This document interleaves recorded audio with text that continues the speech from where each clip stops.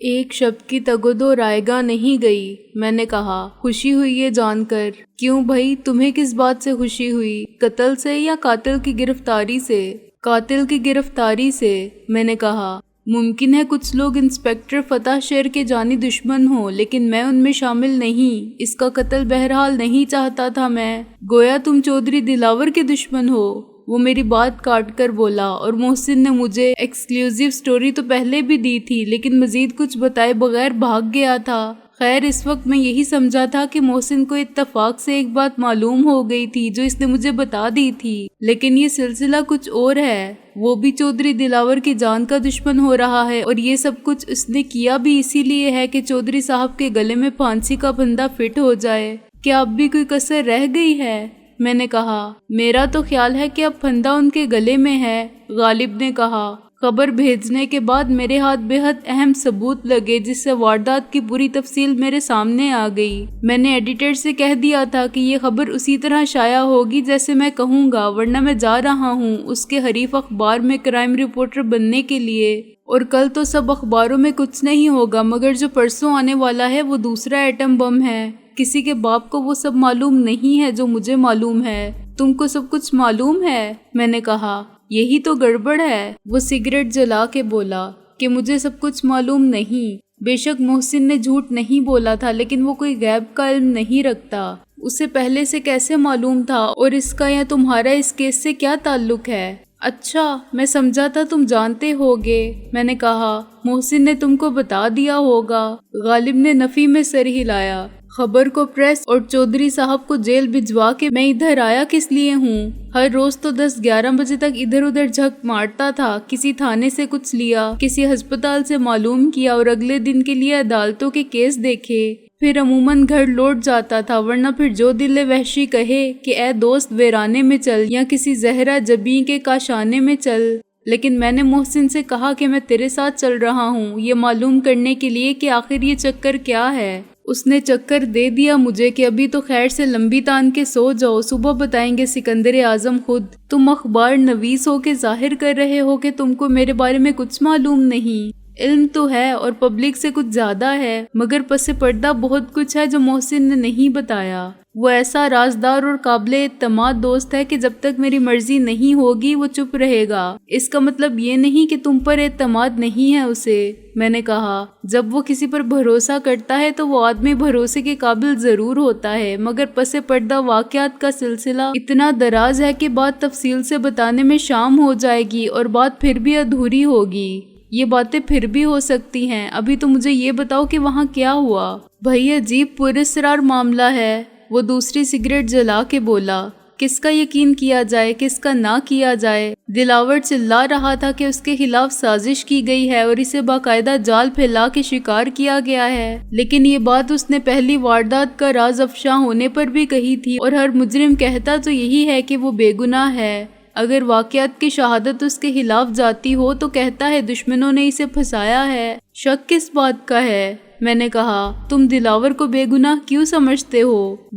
مجھے اس پر اداکاری کا گمان نہیں ہوا، ایسا لگتا تھا وہ سچ بول رہا ہے، غالب نے سوچتے ہوئے کہا۔ مگر دوسری طرف حالات و واقعات سے اس کا سچ بالکل جھوٹ ثابت ہوتا تھا۔ میں تو اخبار کے دفتر سے رپورٹ دے کر نکلنے والا تھا جب محسن کا فون آیا کہ فوراً پہنچو۔ میں نے کہا آج کا کام کل پر نہیں چھوڑا جا سکتا۔ وہ کہنے لگا کہ بعد میں شکایت نہ کرنا، یہ اسی خبر کی دوسری کڑی ہے۔ سیٹھ دلاور نے 2 قتل کیے ہیں، ایک کی خبر سب سے پہلے تم نے دی تھی، یہ دوسری اس سے کہیں زیادہ اہم ہے، دوہرے قتل کی واردات ہے، اور ایک معاملہ تو بہت سنگین ہے۔ ایک پولیس سب انسپکٹر ہے فتح شیر، وہ راتوں رات غائب ہو گیا تھا، اس کی لاش فلاں جگہ پڑی ہے۔ میں نے کہا تم کو کیسے معلوم ہوا؟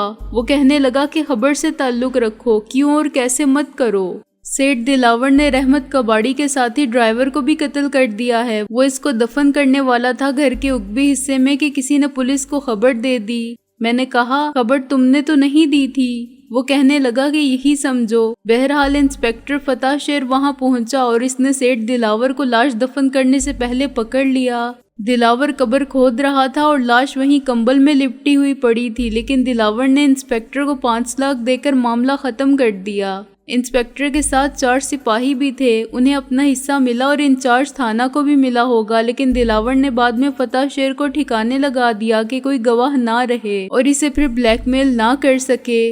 मैंने कहा, मियां मोहसिन, भाड़ में गई हमारी सहाफत, ये तुम इतनी बाल की खाल कैसे निकालते हो? ना तुम पुलिस में ना सीआईडी में, फरिश्ते बता जाते हैं ये सब कुछ तुम्हें। वो फिर कहने लगा कि इस वक्त बातों में वक्त जाया करोगे तो मौका गवा दोगे। आखिर मैं दोस्त हूँ तुम्हारा, तुम्हें बेवकूफ नहीं बना रहा हूँ। मेरी बात गलत साबित हो तो मुझसे कहना। फिर मैं क्या करता? फौरन गया। एक शैतानी चरखा है अपने पास, एक हॉर्स पावर की 2 पहियों वाली सवारी, इसी को भगाए फिरते हैं जमाने में। अब जो दिए हुए पते पर पहुंचा तो वहाँ एक मुजमाए असीर 22 अफराद ने 4 लुफंगों को घेर रखा था जो टैक्सी में पहुंचे थे। किसी अक्लमंद ने टैक्सी की हवा भी निकाल दी थी। मैंने ये जाहिर किया कि मैं बाद में आया हूँ और बस लोगों के साथ पुलिस को देखकर रुक गया था। पुलिस के साथ एक लतीफ़ा ये हुआ कि एक शख्स जिसने खुद को इस खाली कोठी का चौकीदार बताया, ये भी कहा कि कोठी राबिया कारी एडवोकेट की है, लेकिन वो इसमें रहती नहीं है। वो हफ्ते में 1 दिन के लिए शहर जाता है बीवी बच्चों से मिलने और बाकी 6 दिन यहीं रहता है। उसने आज वापस आने के बाद अजीब सी बू महसूस की और फिर देखा तो ऊपर वाले एक बाथरूम में लाश नजर आई। उसने फौरन पुलिस को फोन कर दिया।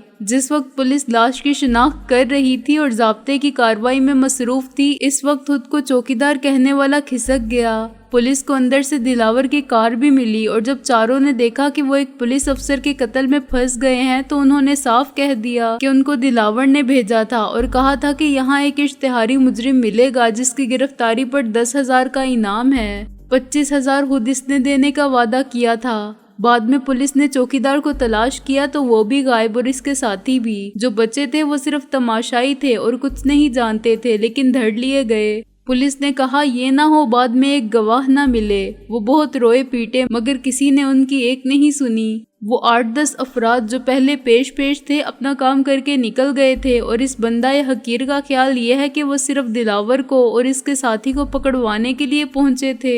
यहीं से मुझे शुबा हुआ था कि दिलावर सच ना कहता हो और वाकई इसे फंसाया ना गया हो, मगर बाद में बहुत से दिलचस्प इंकशाफात हुए। पुलिस ने तो वहीं तफ्तीश का आगाज कर दिया था। कत्ल किसी आम आदमी का होता तो वो मुश्तिल ना होते, मगर एक पुलिस अफसर का कत्ल गोया पूरे पुलिस के महकमे और इक़्तिदारे आला के मुंह पर तमांचा था। वो तो चाहते हैं कि अवाम इनके नाम से थर थर कांपने लगे, इनको देखकर इख्तिलाजे कल्ब में मुब्तला हो जाएं और इनके इशारा अबरू पर इज्जत व आबरू या जान माल का नजराना पेश कर दें। उनकी ये हिम्मत कि एक पुलिस अफसर को मार दें, इसे कत्ल कर दें जो कातलों को पकड़ता है और तफ्तीश के नाम पर कत्ल तक के इख्तियारात अपने पास रखता है। बस जनाब सिकंदर आजम, उन्होंने हाली कोठी में से आलाते तहकीक इकट्ठे किए, डंडे और सरिये, दरख्तों की टहनियां और अपनी बेल्ट। पहले तो 4 मुल्जिमान की शामत आई। उन्होंने बहुत जल्द उगल दिया कि वो कौन है। नौलखा और हीरा मंडी के बदमाश थे, टैक्सी चोरी की थी। फिर गवाहों की वाजबी सी गोशमाली हुई, मगर उनमें से किसी ने कबूल नहीं किया कि उसने पुलिस को फोन किया था या वो इनमें से किसी को जानता है जो खिसक गए। वो सब बड़े लोगों के शोफर और नौकर वगैरह थे, चुनाचे खासे पूरे तमाद थे कि उनका साहब उन्हें थाने से छुड़वा कर ले जाएगा।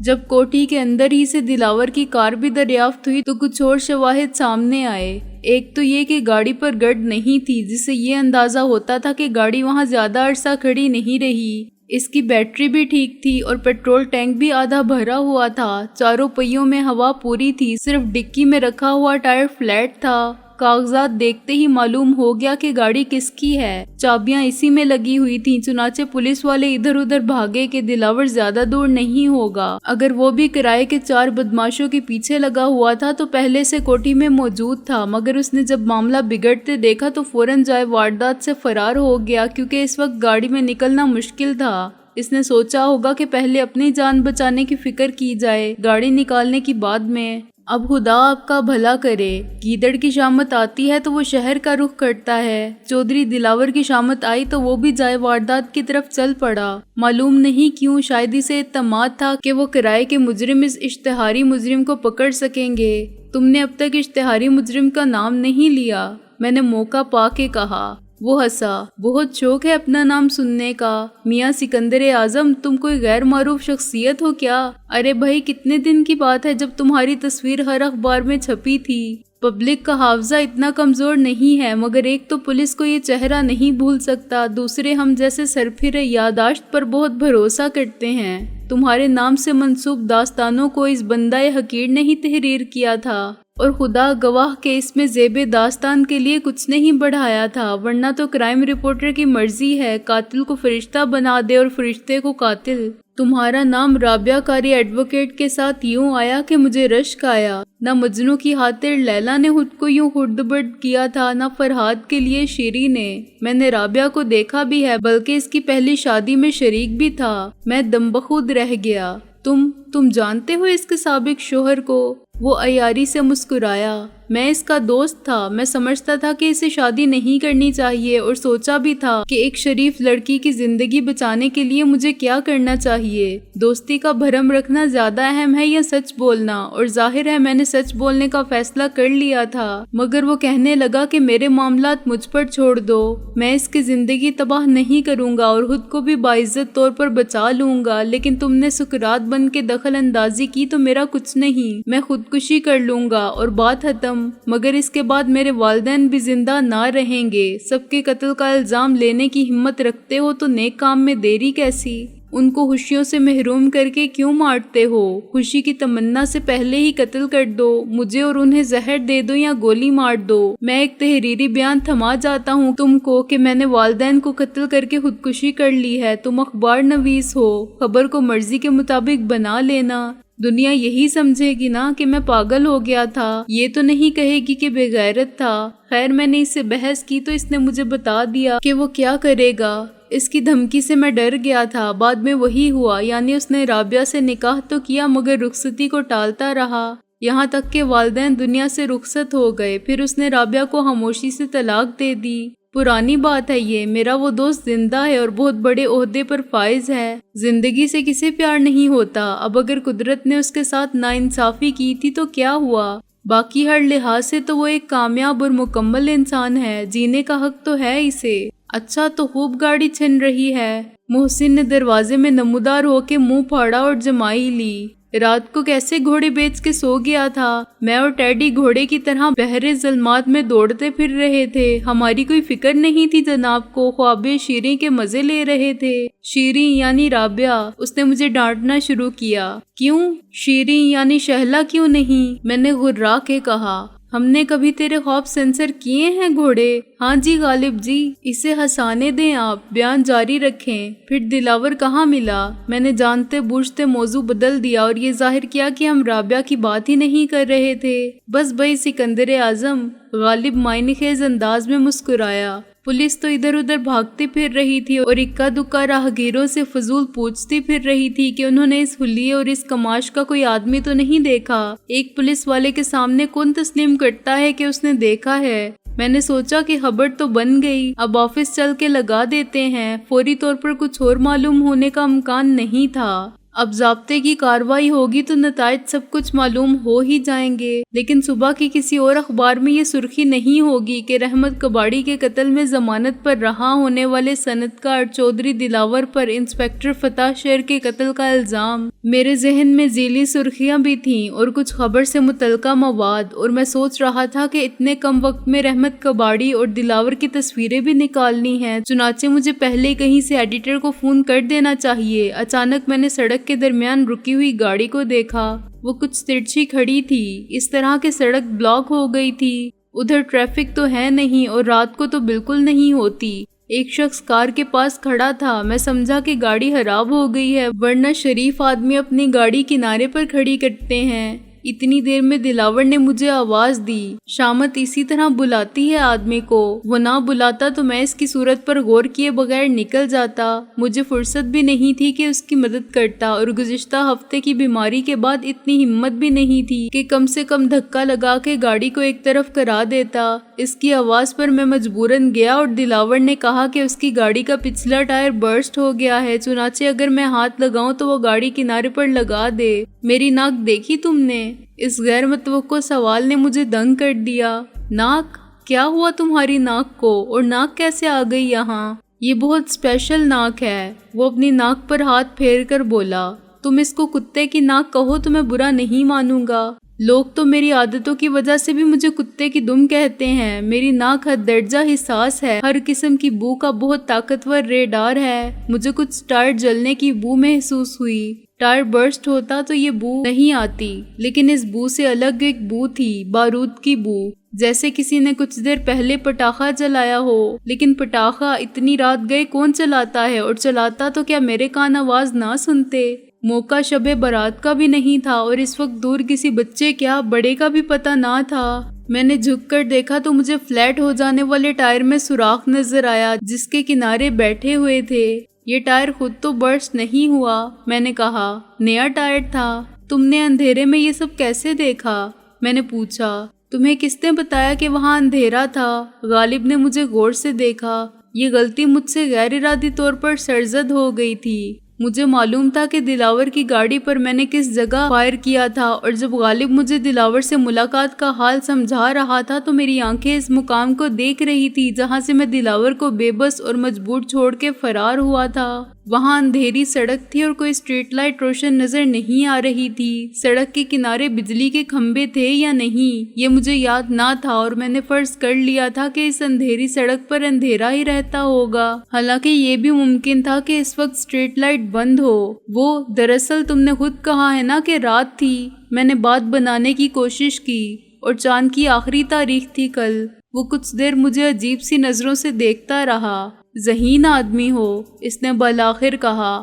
اچھا نکتہ تلاش کر لیا اپنے دفاع کے لیے، مگر کیا اجالا صرف چاندنی سے ہوتا ہے؟ لاہور کارپوریشن نے اور کینٹ بورڈ نے سڑکوں پر روشنی کا کوئی انتظام نہیں کر رکھا ہے۔ وہاں بھی ایک پول تھا اور اس کی روشنی پیچھے سے کار کے ڈکی کے نیچے پھیل رہی تھی۔ اسی روشنی میں مجھے گولی کا نشان نظر آ گیا تھا، اور قریب سے دیکھنے پر میری ناک زیادہ فعال ہو گئی تھی۔ میں نے دلاور کی خاموشی پر اس کی طرف دیکھا تو وہ مجھے کچھ نروس نظر آیا۔ اس نے مجھے نہیں پہچانا تھا، لیکن میں نے اسے فوراً شناخت کر لیا تھا۔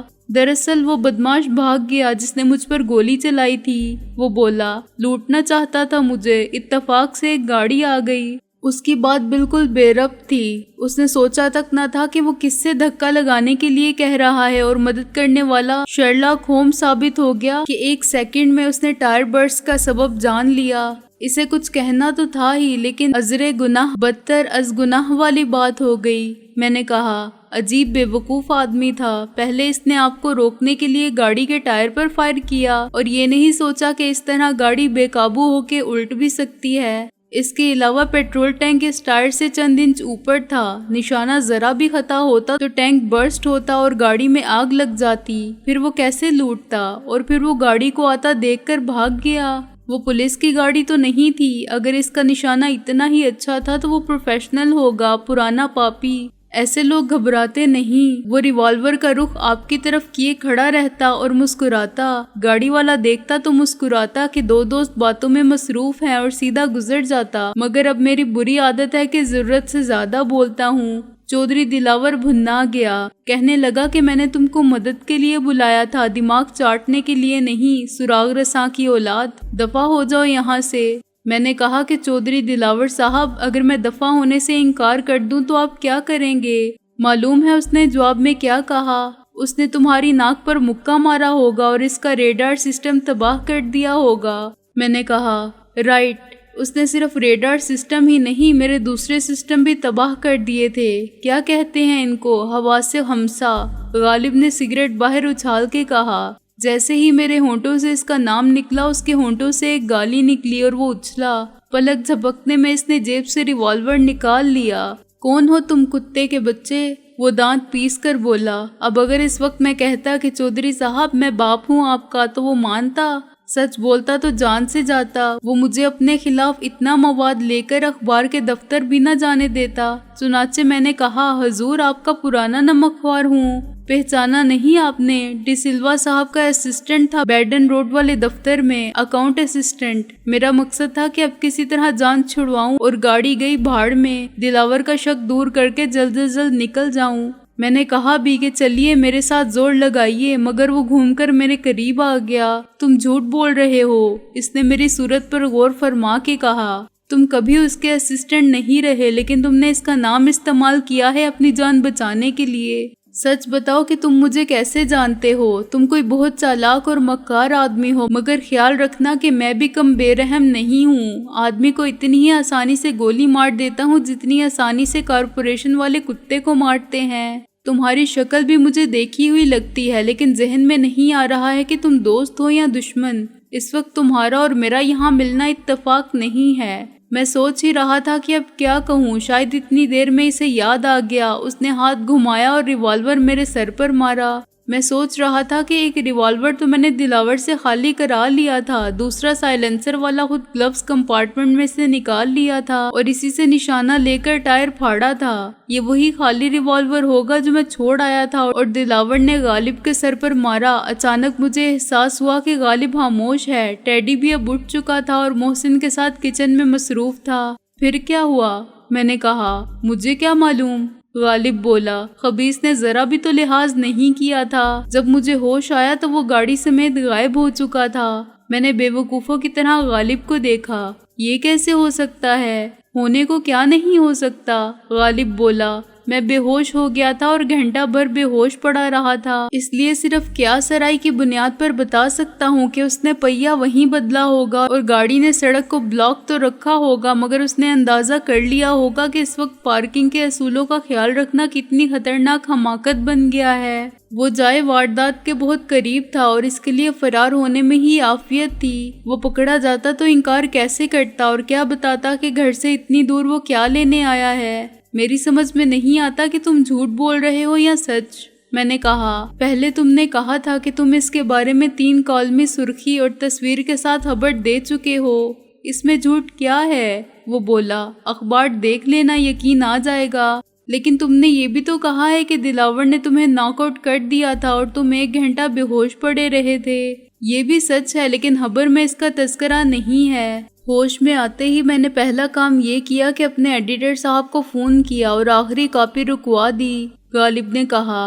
अखबार कुछ लेट तो हुआ, मगर मिर्जा गालिब, दिलावर गिरफ्तार तो नहीं हुआ? मैंने भुन्ना कर कहा। नहीं, मैंने कब कहा कि वो गिरफ्तार कर लिया गया है? गालिब ने सुकून से कहा। खबर इतनी ही है जो मैंने सुनाई है और इसमें गिरफ्तारी का कोई जिक्र नहीं, सिर्फ इल्जाम की बात है जो पुलिस ने आयद किया है, क्योंकि इसकी गाड़ी जाए वारदात पर मिली और इसके खिलाफ 4 अफराद ने एक ही बयान दिया है। लेकिन ये तो दोहरे कत्ल की वारदात थी, मैंने कहा। दिलावर ने पहले ताफू को कत्ल किया, फिर इस मामले को दबाने के लिए इंस्पेक्टर फताह शेर को इस्तेमाल किया और बलाखिर इसे भी ठिकाने लगा दिया। ये तो वो कहानी है जो मुझे मोहसिन ने भी सुनाई थी। वो हंसा। मियाँ सिकंदर आजम, हर सुनी सुनाई बात खबर नहीं बनती। मुमकिन है तफ्तीश हो तो ये बात भी साबित हो जाए, लेकिन अभी क्या सबूत है कि ऐसा ही हुआ था? ना कोई चश्मदीद गवाह, ना लाश, ना आलाए कत्ल। ये लिख देता खबर में कि मेरे दोस्त मोहसिन ने बताया है, इसलिए ये भी सच है। सबूत भी मिल जाएंगे और चश्मदीद गवाह भी, मैंने कहा। बकरे की माँ कब तक खैर मनाएगी? अभी तक तो बकरा खैरियत से है, गालिब बोला। अब मुझसे पूछो कि मुझे नॉकआउट करने के बाद फरार होके बकरा किधर गया होगा?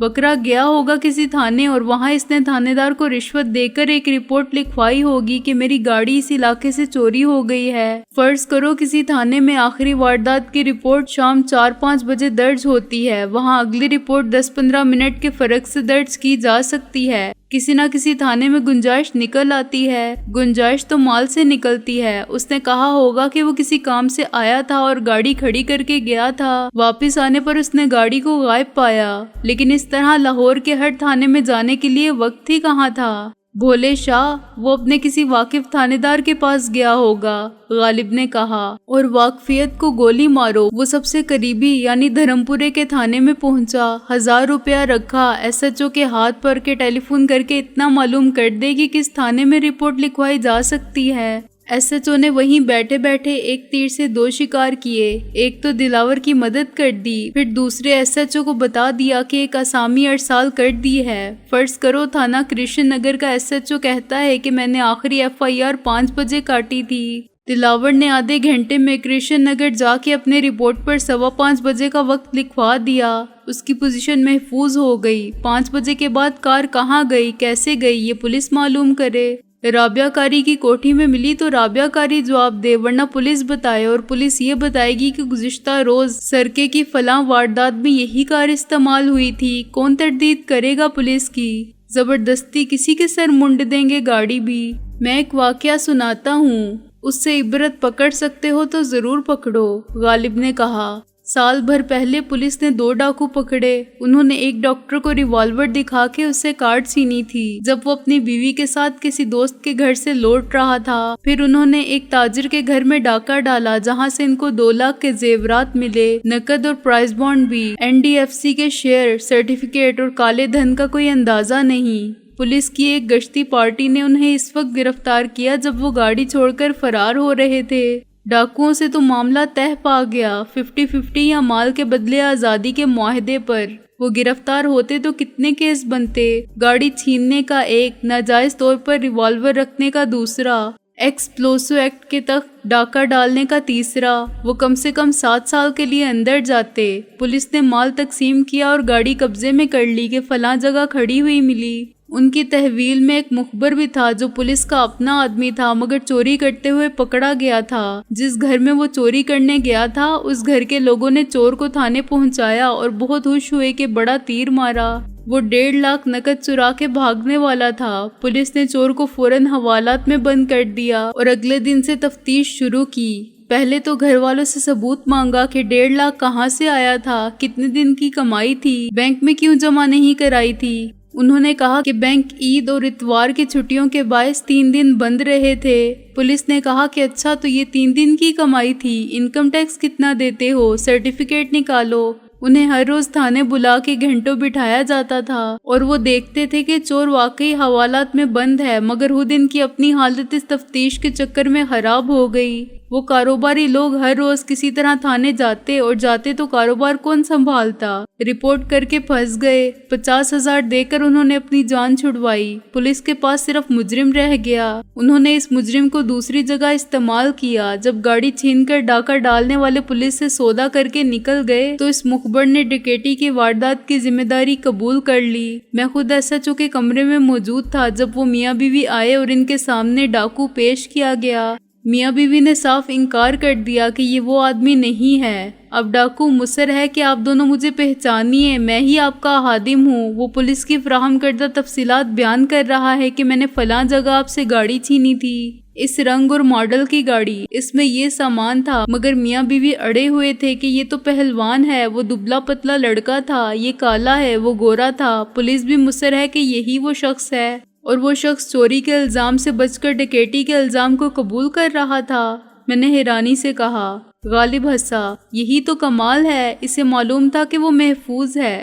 پولیس چالان پیش کرے گی، اعتراف جرم کے ساتھ تو عدالت میں ملزم بیان دے گا کہ اس سے زبردستی بیان حاصل کیا گیا ہے۔ پھر کار کے مالک آئیں گے ملزم کو شناخت کرنے کے لیے شناختی پریڈ میں۔ وہ صاف کہیں گے کہ ان میں ڈاکو نہیں ہے۔ پولیس کا آدمی صاف چھٹ جائے گا کہ پولیس نے غلط آدمی کو گرفتار کر لیا، اصل ڈاکو پہلے ہی نکل گئے تھے۔ اس کی جگہ لینے والا رہا ہونے کے بعد بھی پولیس کی خدمت کرتا رہے گا اور اسی طرح غلط ملزم بن کے پیش ہونے کا معاوضہ وصول کرتا رہے گا۔ تو میاں سکندر اعظم، کوئی چور یہ مان لے گا کہ وہ تمہاری گاڑی لے گیا تھا اور واردات کے بعد اس نے گاڑی فلاں کوٹھی میں کھڑی کر دی تھی؟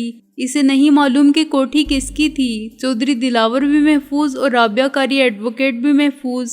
وہ ملزم تو پولیس کے سایہ عاطفت میں محفوظ ہی ہے۔ اب رہ گئے وہ 4 کرائے کے بدماش۔ وہ کچھ بھی بھونکتے رہیں، کرائے پر ملنے والے بدماش نہیں ہوتے، گنڈے بھی نہیں ہوتے، بہت گھٹیا درجے کے شہدے ہوتے ہیں۔ چودھری صاحب کے مقابلے میں ان کی کون مانے گا؟ ٹیکسی کی چوری کا اعتراف وہ کر ہی چکے ہیں، اب ایک آدھ واردات کا اعتراف پولیس کروا لے گی اور جب چالان پیش کرے گی تو چودھری دلاور کا نام کہیں نہیں آئے گا، نہ وہ عدالت کے روبرو ایسی کوئی بات کہیں گے کہ انہیں چودھری صاحب نے کس لیے بھیجا تھا۔